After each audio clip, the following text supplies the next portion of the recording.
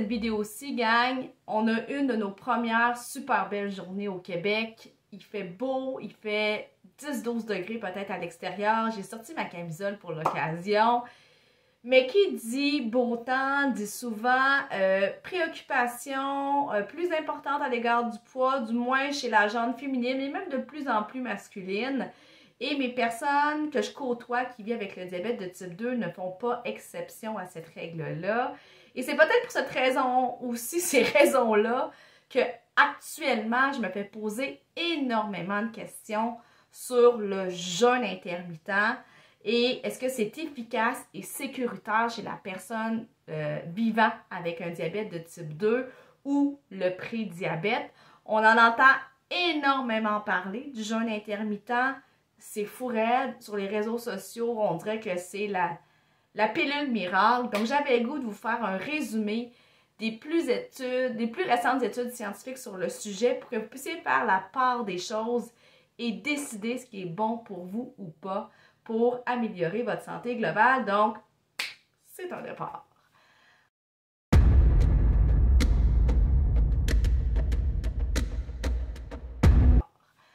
Moi, mon nom, c'est Véronique Plante. Je suis nutritionniste, diététiste professionnelle spécialisée en traitement et en prévention du diabète de type 2.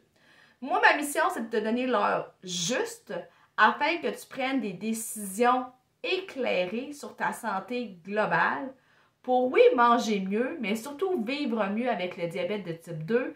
Puis quand je parle de vivre mieux, c'est vivre mieux dans son corps, mais aussi dans sa tête. Qu'est-ce qu'on fait sur ce jeûne intermittent-là et la maladie?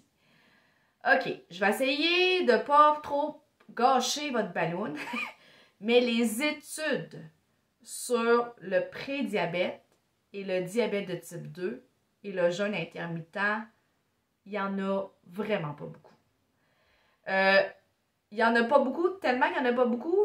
Concrètement, ça veut dire quoi? C'est que j'en ai trouvé une étude pas pire, donc bien faite, en prédiabète.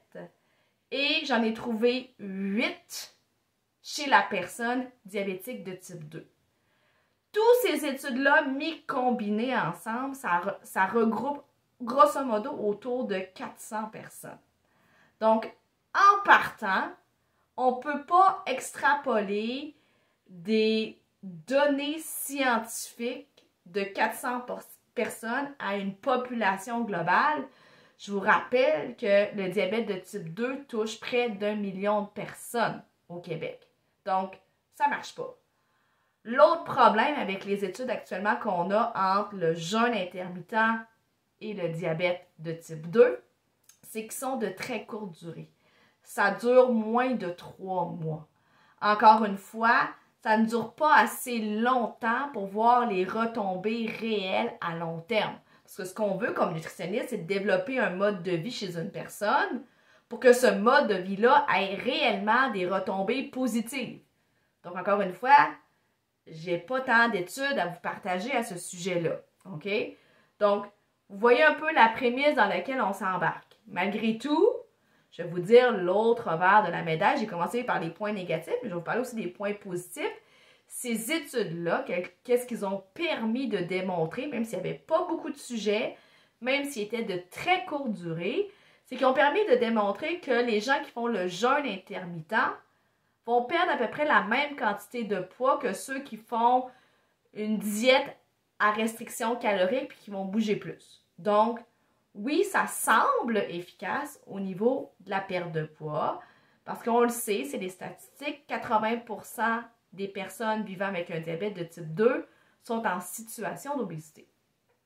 L'autre chose que ça a été démontré, c'est que le jeûne intermittent, chez ces participants-là, donc je rappelle environ 400 participants, a permis de diminuer la glycémie, le taux de sucre sanguin. C'est à peu près les 2 points positifs qu'on a trouvés.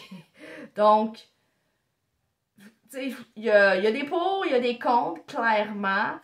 Par contre, un autre inconvénient qu'il faut savoir du jeûne intermittent chez la personne diabétique de type 2, puis là, il est full important, puis je suis en train de l'oublier, c'est qu'une personne vivant avec cette maladie-là et faisant le jeûne est plus à risque de faire des hypoglycémies, surtout si elle utilise des médicaments qui causent des hypoglycémies, exemple comme le diabéta, le diamicron ou exemple l'insuline. Donc, la morale de cette histoire, pour ne pas faire une vidéo qui dure 45 minutes, il y a très peu d'études qui existent et qui démontrent l'efficacité et la sécurité du jeûne sur une personne vivant avec un stade de prédiabète ou de diabète de type 2. Par contre, les études semblent prometteurs, mais il en faut vraiment plus avant qu'une nutritionniste ou des nutritionnistes en fassent la promotion. Ceci étant dit, si toi, ça t'intéresse, ce mode d'alimentation-là, si tu es curieux d'en connaître davantage, de voir si c'est dangereux pour ta santé ou pas, je te recommande fortement d'aller rencontrer une nutritionniste spécialisée dans le domaine comme moi. Rendu là, c'est une question individuelle à prendre. Il faut l'explorer avec un professionnel de la santé. Donc, comme à l'habitude, si ça t'aide, ben aime, partage, commente. Abonne-toi si ce n'est pas déjà fait, là, la petite cloche est ici en haut de la page. C'est un rendez-vous à tous les mardis pour t'outiller à manger mieux, vivre mieux, malgré un diabète de type 2. Prends soin de toi, hein? C'est à mardi prochain!